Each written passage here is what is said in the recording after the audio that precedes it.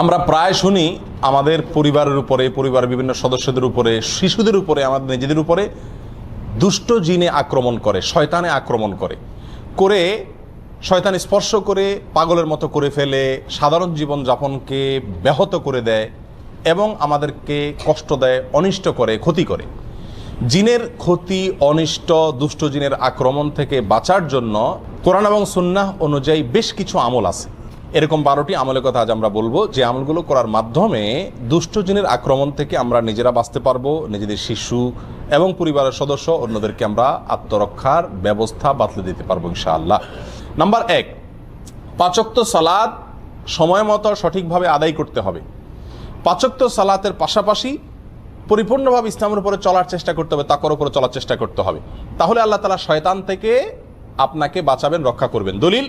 দলিল হলো কোরআনে কারিমের সূরা যুখরুফের আয়াত নম্বর 36। আল্লাহ সুবহানাহু ওয়া তাআলা বলেছেন, ওমাইয়াশু আন যিকরির রহমান নুকাইয়িদ লাহু শাইতানান ফাহুয়া লাহু কারিন। যে আল্লাহর জিকির থেকে, আল্লাহর স্মরণ থেকে গাফেল হয়ে যায়, নামাজ নাই, রোজা নাই, আল্লাহর স্মরণ নাই, দুনিয়ার ভিতরে ডুবে থাকে, হাসি তামাশা বিনোদনের ভিতরে ডুবে থাকে, শুধুমাত্র আল্লাহর জিকির স্মরণ তার জীবনে নাই। আল্লাহ বলেন ওই ব্যক্তির জন্য আমি একটি শয়তান নিযুক্ত করে দেই। শয়তান আল্লাহই লাগাই দেয়, দুষ্ট জিন আল্লাহই তার পিছনে লাগাই দেয়। ফাহুয়া লাহু কারিন, সে তার সঙ্গেই থাকে একেবারে মৃত্যু পর্যন্ত বা সঠিক রাস্তায় আসার আগ পর্যন্ত। তাহলে আল্লাহর পথে আসলে, 5 ওয়াক্ত সালাত আদায় করলে এবং হক হালালি চলার চেষ্টা করলে আল্লাহ সুবহানাহু ওয়া তাআলা ওই ব্যক্তিকে শয়তানের আক্রমণ থেকে বাঁচাবেন। এছাড়া আপনারা বিখ্যাত একটি হাদিস জানেন, নবী আলাইহিস সালাম বলেছেন, কেউ যদি রাতে ঘুমায়, শয়তান প্রত্যেকটা ঘুমন্ত ব্যক্তির কপালে 3টা করে গিরা দেয়। শয়তান কি করে? কেউ যদি রাতে ঘুমাতে যায় তো শয়তান ওই ঘুমানো ব্যক্তির কপালে 3টা গিরা দেয়। এই গিরা দেওয়ার উদ্দেশ্য হলো যাতে সে উঠতে না পারে, কারণ শয়তানকে আল্লাহ তাআলা সে পাওয়ার দিয়েছে।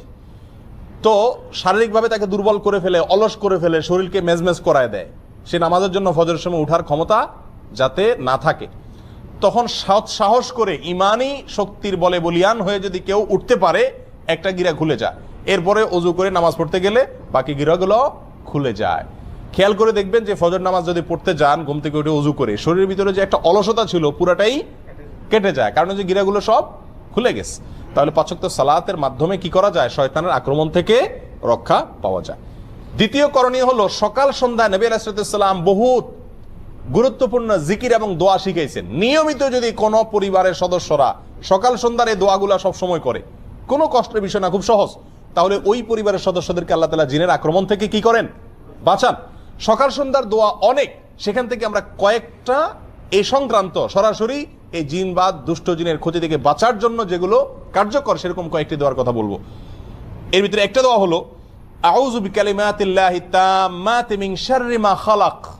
অর্থাৎ আমি আশ্রয় চাই আল্লাহর পূর্ণাঙ্গ কালিমার, পূর্ণাঙ্গ বাক্যের মাধ্যমে আল্লাহ যত সৃষ্টি করেছেন ক্ষতিকর বস্তু, সেগুলোর ক্ষতি থেকে। তাহলে দুষ্ট জিনও আল্লাহর ক্ষতিকর সৃষ্টি, বা সে আমার ক্ষতি করতে পারে, তার ক্ষতি থেকে আল্লাহর কাছে আশ্রয় চাইলাম। এই দোয়াটি যদি 3 বার সকাল এবং সন্ধ্যা পাঠ করে, সহিহ মুসলিম হাদিসে আসছে, আরো অন্য হাদিসের কিতাবে আসছে, আল্লাহ তাআলা সারাদিন সারা রাত ওই ব্যক্তিকে সব ধরনের বস্তুর ক্ষতি থেকে, জিনের দুষ্ট জিনের ক্ষতি থেকে আল্লাহ তাআলা কি করবেন? রক্ষা করবেন। একই দোয়া সফরে গেলে, বিভিন্ন জায়গায়, নতুন কোনো জায়গায় গেলেও পড়ার কথা বলা আছে। তাহলে ওই জায়গায় অবস্থানরত জিন বা দুষ্ট কোনো শয়তান আপনাকে কি করতে পারবে না? আক্রমণ করতে পারবে না। আপনার পরিবারকে আল্লাহ বাঁচাবেন। আর এমনিও সাধারণ অবস্থাতে দোয়া বেশি বেশি পড়া উচিত, বিশেষ করে বাচ্চাদেরকে দোয়া পড়ে ফু দেওয়া উচিত। আউযু বিকালিমাতিল্লাহি তাম্মাতি মিন শাররি মা খালাক, 3 বার সকাল, 3 বার সন্ধ্যায়। সকাল সন্ধ্যা পাঠযোগ্য দ্বিতীয় আরেকটি আমল হলো আয়াতুল কুরসি পাঠ করা। আয়াতুল কুরসি এমন একটি আমল, নগদ ফায়দা হয় জিনের রোগীকে এই আয়াতুল কুরসি পড়ে ঝাড়ফুঁক করলে, এবং এটা বিশেষ ব্যক্তিরাই করতে হবে এমন কোনো কথা নাই, বরং আমরা সবাই করতে পারি। নবী আলাইহিস সালাম আমাদের সবার জন্য শিখাইছেন, বলে দেন না যে শুধুমাত্র যারা ঝাড়ফুঁক করে তারাই করবে, যার কারণে আমরা সবাই এই আমলগুলো করতে পারি। আয়াতুল কুরসি এটা 3 সময় বিশেষভাবে পড়ার কথা আছে। এক হলো সকাল এবং সন্ধ্যায়, আরেকটা হলো যে 5 ওয়াক্ত নামাজের পরে একবার করে, আরেকটা হলো শোয়ার সময়। শোয়ার সময় যদি কেউ আয়াতুল কুরসি পড়ে, তো আল্লাহ সুবহানাহু ওয়া তাআলা তাকে সারা রাত শয়তানের আক্রমণ থেকে বাঁচায় রাখেন। এবারে একটা মজার ঘটনা বর্ণিত আছে আবু হুরায়রা রাদিয়াল্লাহু তাআলা আনহু থেকে। আবু হুরায়রা রাদিয়াল্লাহু তাআলা আনহুকে রাসূল আকরাম সাল্লাল্লাহু আলাইহি ওয়াসাল্লাম একবার যাকাতের মাল পাহারাদারি করার জন্য রাতে নাইট গার্ড হিসাবে নিয়োগ দিলেন। তিনি রাতে পাহারাদারি করতেছিলেন, হঠাৎ করে ওই মাল পাহারাদারি করার অবস্থায় দেখলেন যে একটা লোক আসলো, আয়সা ওখান থেকে কিছু মাল নিয়ে চলে যাচ্ছে। তিনি খপ করে ধরলেন, ধরে বললেন, এই মিয়া, যাকাতের মাল থেকে তুমি চুরি করতেছো? তখন বললো যে, ভাই আমি খুব গরিব মানুষ, আমার বাচ্চা কাচ্চা খাইতে পায় না, আমার ছেড়ে দেন, আমি খুব কষ্টে আছি। ওনার দয়া হয়েছে, ছেড়ে দিছে। পরের দিন তিনি রাসূলুল্লাহ আকরাম সাল্লাল্লাহু আলাইহি ওয়াসাল্লামের কাছে ঘটনাটা বলার পর রাসূলুল্লাহ আকরাম সাল্লাল্লাহু আলাইহি ওয়াসাল্লাম বললেন, ওই লোকটা তোমার মিথ্যা কথা বলছে, সে দেখবে আবার আসবে। ঠিকই পরের দিন আবার আসছে এবং একইভাবে একই সে সুর তুলছে। তখন তিনি খুব শক্তভাবে ধরলেন, আবার সে অনুনয় করার পরে ওনার দিলেন মায়া হলো, ছেড়ে দিলেন। পরের দিন রাসূলুল্লাহ আকরাম সাল্লাল্লাহু আলাইহি ওয়াসাল্লামের কাছে যাওয়ার পরে আবার বললেন, ইয়া রাসূলুল্লাহ, একইভাবে আসছে। রাসূলুল্লাহ আকরাম সাল্লাল্লাহু আলাইহি ওয়াসাল্লাম বললেন যে কি বলছে, বলে এটা বলছে। তখন তিনি বললেন যে সে মিথ্যা কথা বলছে, আবার আসবে। 3 নম্বর দিন আবার আসছে। আসলে আবু রাদিয়াল্লাহু তাআলা এইবার ধরছে ভালো করে, জাবড়ায় তোমার আজকে আর ছাড়তেছি না, আমি রাসূলুল্লাহ আকরাম সাল্লাল্লাহু আলাইহি ওয়াসাল্লাম নিয়েই ছাড়বো আজকে তোমাকে, মিথ্যা কথা বলো প্রতিদিন তুমি। তখন সে বলতেছে, ভাই আমি তোমাকে একটা খুব বড় গুরুত্বপূর্ণ জিনিস শিখাই দেব, আত্মরক্ষার জন্য বিরাট একটা সূত্র তোমাকে বলে দিব, তুমি আমাকে সেই বিনিময়ে ছেড়ে দাও। তো বললেন যে কি বলে দিবা বলো দেখি। তখন এই লোকটা বললো যে দেখো, তুমি যদি প্রতিদিন রাতে শোয়ার সময় আয়াতুল কুরসি পড়ো আর পড়ে ঘুমাও, তো শয়তান তোমাকে অ্যাটাক করতে পারবে না, আল্লাহ তাআলা তোমাকে হেফাজত করবেন ফেরেশতাদের মাধ্যমে, আল্লাহ তাআলা তোমাকে হেফাজত করবেন। এই কথা শোনার পরে আবু রাদিয়াল্লাহু চিন্তা করছেন যে একটা ভালো জিনিস শিখেছে যখন ছেড়ে দিস। তখন পরের দিন যাওয়ার পরে নবী আলাইহিস সালাম জিজ্ঞেস করলেন, কি খবর তোমার আসামির? আবু হুরায়রা বললেন, ইয়া রাসূলুল্লাহ, আসামি তো আবারও আসছে, আবারও ধরছি, তবে সে আমার একটা জিনিস শিখাইছে, এই জন্য তারা ছেড়ে দিছি। রাসূলুল্লাহ আকরাম সাল্লাল্লাহু আলাইহি ওয়াসাল্লাম বলেন যে কি শিখাইছে? বলেন যে এই জিনিস বলছে। তখন রাসূলুল্লাহ আকরাম সাল্লাল্লাহু আলাইহি ওয়াসাল্লাম বলছেন যে দেখো, ও হলো শয়তান, ও তো সত্য কথা কখনো বলে না, তবে এই কথাটা সত্য বলছে, এটা ঠিকই বলছে যে আয়াতুল কুরসি বললে সে তোমার ক্ষতি করতে পারবে না, এই চুরি দাড়ি যা দেখতেছো এই সব ক্ষতি থেকে বাঁচতে পারবা আয়াতুল কুরসি রাত্রে পড়লে। এটা মহৌষধের মতো কাজ করে।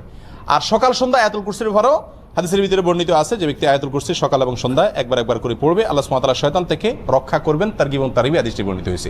আর 5 ওয়াক্ত সালাতের পরেও আছে। অতএব আয়াতুল কুরসি পড়বো। সকাল সন্ধ্যা আমলের ভিতরে আরেকটি আমল আছে, যে আমলটি হলো সূরা ইখলাস 3 বার, সূরা ফালাক 3 বার, সূরা নাস 3 বার। এগুলো 3 বার যদি পাঠ করা হয় সকালে এবং সন্ধ্যায়, আল্লাহ তাআলা সব কিছুর ক্ষতি থেকে বাঁচায় রাখেন। সুনান আবু দাউদ এবং তিরমিজিতে হাদিসটি বর্ণিত হয়েছে। 3 বার কুল হুয়াল্লাহ, 3 বার সূরা কুল আযুর ফালাক এবং 3 বার কুল আযুর রাব্বিন নাস। সকালে 3 বার, সন্ধ্যায় 3 বার। ইনশাআল্লাহ সব কিছুর ক্ষতি থেকে আপনি বাঁচবেন। 4 নম্বর সকাল সন্ধ্যার আমল হলো বিসমিল্লাহিল্লাযী লা ইয়াদুররু মা ইসমিহি শাইউন ফিল আরদি ওয়ালা ফিস সামা ওয়া হুয়াস সামিউল আলিম। এই দোয়াটি সকালে 3 বার, সন্ধ্যায় 3 বার পাঠ করা। দোয়ার অর্থ হলো, ওই আল্লাহর নামে আমি শুরু করতেছি সকাল বা সন্ধ্যা, যে আল্লাহর নামে কোনো কিছু কোনো ক্ষতি করতে পারে না। এই দোয়া সকালে 3 বার, সন্ধ্যায় 3 বার পাঠ করলো, আল্লাহ তাআলা হেফাজত করেন। তাহলে সকাল সন্ধ্যার দোয়াগুলো পাঠ করলে জিনের, দুষ্ট জিনের আক্রমণ থেকে বাঁচা যায়। বিশেষ করে এই 4টি দোয়ার কথা বললাম। তাহলে 2টি আমল গেল। 1 নম্বর আমল হলো যে 5 ওয়াক্ত নামাজ এবং হক হালালি তাকওয়ার উপরে চলার চেষ্টা করা। 2 নম্বর আমল হলো সকাল সন্ধ্যার দোয়াগুলো নিয়মিত পড়ার চেষ্টা করা, বিশেষ করে এই দোয়াগুলো। 3 নম্বর আমলে আসি। 3 নম্বর আমল হলো খাবার গ্রহণ করার সময় বিসমিল্লাহ পাঠ করা। কারণ হাদিসে আসছে, নবী আলাইহিস সালাম বলেছেন, সহিহ মুসলিমে বর্ণিত হয়েছে, যদি কেউ খাদ্য গ্রহণের সময় বিসমিল্লাহ না বলে, তখন শয়তান ওই তার খাবারে যোগ দেয় এবং তার সঙ্গে খাবারে অংশগ্রহণ করে। তাহলে শয়তান থেকে, আপনার খাবার থেকে বাঁচাইতে চাইলে খাবার শুরুতে কি পড়তে হবে? বিসমিল্লাহ। এবং সবাইকে এটা শিখাইতে হবে পরিবারের, যে বিসমিল্লাহ ছাড়া কোনো খাবার শুরু করা যাবে না। একইভাবে ঘরে প্রবেশের সময় বিসমিল্লাহ পড়ে প্রবেশ করতে হবে, কারণ এই বিষয়ে হাদিসে বর্ণিত হয়েছে, নবী আলাইহিস সালাম বলেছেন যে ঘরে ঢোকার সময় যদি কেউ বিসমিল্লাহ বলতে ভুলে যায়, তখন শয়তানের দলনেতা বলে যে এই বাসায় আজকে থাকার এবং রাত্রে এদের সাথে খাওয়ার সুযোগ হয়ে গেল, ঢুকো সবাই। দলে দলে আপনার সাথে শয়তান ঢুকে পড়ে এবং আপনার ক্ষতি করে। আর যদি বিসমিল্লাহ কেউ পড়ে, তখন শয়তান আর তার দলনেতারা বলে যে আজকে এই বাসায় থাকার এবং খাওয়ার সুযোগ হইল আর না। এই জন্য বাসায় যতজন ঢুকবে, যে কোনো রুমে থাকবেন, আপনি ঢুকার সময় কি পড়বেন? বিসমিল্লাহ পড়বেন। 4 নম্বর আমল হলো হাই আসলে হাত দেওয়া বা কিরকম কিছু দিয়ে মুখ ঢাকা। এটা পরীক্ষিত, যাদেরকে জিনে আক্রমণ করে এরকম বহু রোগীকে দেখেছি আমরা, যে তারা বেশি বেশি হাই তোলে ওই সুযোগে জিন বা দুষ্ট জিন, শয়তান মানুষের শরীরে প্রবেশ করে মানুষের ক্ষতি করার চেষ্টা করে। এই জন্য হাই তোলার সময় হাত দিতে হবে। নবী আলাইহিস সালাম এটা শিখাইছেন, সহিহ মুসলিম, আবু দাউদে হাদিসটি বর্ণিত হয়েছে। তোমাদের কেউ যদি হাই তোলে, সেই জন্য তার মুখে হাত দিয়ে বা কোনো কিছু দিয়ে বাধা দেয়, কারণ হাই তোলার সময় শয়তান প্রবেশ করে। তাহলে হাই তোলার সময় হাত দিতে হবে। 5 নম্বর আমল হলো ঘুম থেকে উঠার পর ওযু করার সময় নাকে পানি দিয়ে নাক ঝাড়া। কারণ হাদিসে আসছে, রাত্রে যখন মানুষ ঘুমায় নাকের বাঁশির ভেতরে শয়তান গিয়ে বাসা বাঁধে। যদি নাকে পানি দিয়ে ঝাড়ে 3 বার, তখন সে বের হয়ে যেতে বাধ্য হয়। 6 নম্বর আমল হলো শয়তান এবং দুষ্টজিনের আক্রমণ থেকে বাঁচার জন্য পরিষ্কার পরিচ্ছন্নতা অবলম্বন করা। কারণ অপরিষ্কার এবং নোংরা জায়গায় শয়তানের অবস্থান থাকে। এ বিষয়ে বিভিন্ন বর্ণনা পাওয়া যায় এবং আল্লামা ইবনে তাইমিয়া রাহিমাহুল্লাহ বলেছেন, সাধারণত দুষ্ট জিনেরা ময়লা আবর্জনা, মলমূত্র ত্যাগের খারাপ জায়গা এগুলোতে থাকে। বাসা বাড়িতে মলমূত্রের গন্ধ, পোলাপানের মলমূত্র হোক আর বড়দের হোক, এরকম যদি থাকে এবং ময়লা আবর্জনা পড়ে থাকে, এবং সেগুলো ফালাই না হয় সময় মতো, তাহলে সেখানে শয়তান বা দুষ্ট জিন বাসা বাঁধে। এই জন্য ওখান থেকে পরিষ্কার, ঘরবাড়িকে এগুলো থেকে পরিষ্কার রাখতে হবে। 7 নম্বর আমল হলো পেশাব পায়খানা দুষ্ট জিনের বড় একটা আখড়া।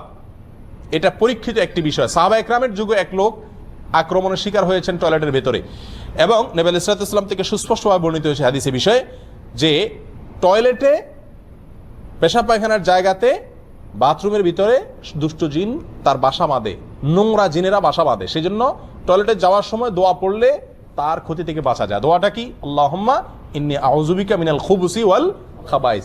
খুবুস আর খাবাইস বলতে দুষ্ট জিনকেই বোঝানো হয়েছে। আল্লাহ, আমি আপনার কাছে আশ্রয় চাই দুষ্ট জিনের আক্রমণ থেকে। এটা বাথরুমে ঢোকার আগে পড়তে হয়। কেন? টয়লেটে ঢোকার আগে এই জন্য পড়তে হয় যে ওইটার ভিতরে দুষ্ট জিনের আখড়া থাকার আশঙ্কা আছে এবং আপনাকে সে কোনোভাবে ক্ষতিগ্রস্ত করতে পারে। 8 নম্বর আমল হলো ঘরে বেশি বেশি কোরআন তেলাওয়াত করা, বিশেষ করে সূরা বাকারা তেলাওয়াত করা। কোরআন তেলাওয়াত আপনারা এই দেশে দেখবেন যে জিনের রোগীদের যারা চিকিৎসা করে, যে সমস্ত ওলামা একরাম ঝাড়ফুঁক করে, তাদের মেইন ঝাড়ফুঁক থাকে কি? কোরআন তেলাওয়াত করে। এবং কোরআন তেলাওয়াত করলে যাদের ভিতরে জিনের সমস্যা আছে এরা পাগলের মতো ছটফট করতে থাকে এবং একটা পর্যায়ে সুস্থ হয়ে যায়। একবারে চোখের সামনে এরকম ঘটনা আপনারা শত শতবার দেখছেন যারা সৌদি আরবে আছে। তো কোরআন তেলাওয়াতের আমলের মাধ্যমে দুষ্ট জিন থেকে বাঁচা যায়। ঘরে কোরআন তেলাওয়াতের সিস্টেম চালু রাখতে হবে, নিজেরা না পারলে রেকর্ড করা কোরআন তেলাওয়াত চালা রাখতে হবে, তবুও কোরআন তেলাওয়াতের অভ্যাস ঘরের ভিতরে চালু করতে হবে, বিশেষ করে সূরা বাকারা। কারণ সূরা বাকারার এক্ষেত্রে বিশেষ কার্যকর ক্ষমতা আছে। আল্লাহ সুবহানাহু ওয়া তাআলা সূরা বাকারার মাধ্যমে দুষ্ট জিনের আক্রমণ থেকে মানুষকে বাঁচান। কারণ হাদিসে আসছে, নবী আলাইহিস সাল্লাম বলেছেন, সহিহ মুসলিম হাদিসটি বর্ণিত হয়েছে, যেই ঘরে যেই বাসায় সূরা বাকারা তেলাওয়াত করা হয় ওই বাসাকে আল্লাহ তাআলা শয়তানের আক্রমণ থেকে বাঁচায় রাখেন। আর পরীক্ষিত আমরা দেখেছি বহু দুষ্ট জিনের আক্রমণ আছে।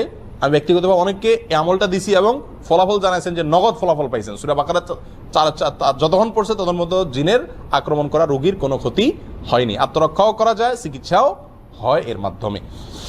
10 নম্বর আমল হলো কোনো গর্তে পেশাব পায়খানা না করা। অনেকে ইচ্ছাকৃত ওই রাস্তার আশেপাশে, বিশেষ করে গ্রামে গঞ্জে গেলে দেখা যায় গর্তে টর্তে পেশাব করেন।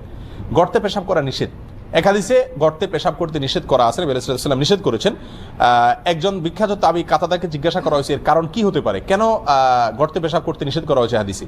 তখন তিনি বললেন যে গর্তে পেশাব করতে নিষেধ করা হয়েছে এই জন্য যে অনেক গর্তে শয়তান তার বাসা বাঁধে, তার আশ্রয় থাকে। তার গায়ে পেশাব করলেন, আপনার গোটা পরিবারের উপর আক্রমণ করে বসলো এবং গোটা জীবনটাই আপনার একেবারে ধ্বংসের দ্বার প্রান্তে নিয়ে গেল। এরকম ক্ষতির আশঙ্কা থাকে, যেন গর্তে পেশাব না করা।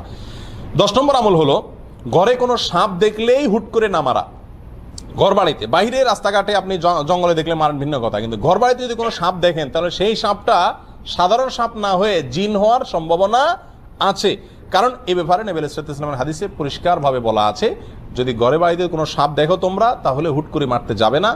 কারণ ঘর বাড়িতে যে সাপ দেখা যায় সচরাচর, এটা অনেক সময় জিন হওয়ার সম্ভাবনা থাকে। তাহলে কি করবেন? রেখে দিবেন আপনাকে কামড় দেওয়ার আগ পর্যন্ত? না, কয়েকটা করণীয় আছে। এর ভিতরে একটা হলো তাকে বলবেন নিজের ভাষায়, আল্লাহ তাকে আপনার ভাষা বোঝার ক্ষমতা দিয়েছেন, আপনি বলবেন যে যদি তুমি জিন হয়ে থাকো জলদি সরে যাও। যদি তখন আপনার কথা শুনে সরে যায় তাহলে বুঝবেন জিন, আর যদি না সরে তাহলে এবার আপনি সাধারণ সাপ হিসাবে তাকে কি করতে পারেন? মারতে পারেন। আর যদি অস্বাভাবিক জায়গা থাকে, বিছানা শুয়ে রয়েছে কথার কথা, তাহলে সাপের তো বিছানা শোয়ার কাম না, তার কাজ তো হলো ব্যাঙের পিছনে দৌড়ানো, পোকামাকড়ের পিছনে দৌড়ানো। তো যদি এখানে শুয়ে থাকে তাহলে বোঝা যাবে যে এটা একটা আলামত, এটা জিন হওয়ার সম্ভাবনা আছে। ওই পদ্ধতি অবলম্বন করবেন। আর তা না হলে আপনি অবশ্যই তাকে হত্যা করবেন তার ক্ষতি থেকে বাঁচার জন্য। তাহলে ঘর বাড়িতে সাপ দেখলেই হুট করে মারতে না যাওয়া। এদেরকে ক্ষতি করলে এরা গোটা পরিবারের পেছনেই লেগে যেতে পারে। 11 নম্বর আমল হলো স্ত্রী মিলনের সময় দোয়া পাঠ করা। আল্লাহুম্মা জান্নিবনা ওয়া জান্নিবিশ শাইতানা মা রাযাকতানা।